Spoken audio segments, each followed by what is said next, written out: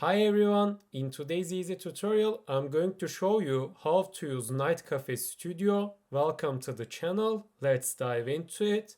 So on your browser go to nightcafe.studio and here select start creating, and then there are some different text to image algorithms. You can select anything you want, but to show you I'm going to select stable diffusion, and here select connect with Google and then select an account. Let's check this box and click on continue. Here you can write down your prompt. I'm going to write down a simple prompt, and then down here you can select a style. Let's expand this by clicking on show all. So let's select pop art, and then I'm going to scroll down.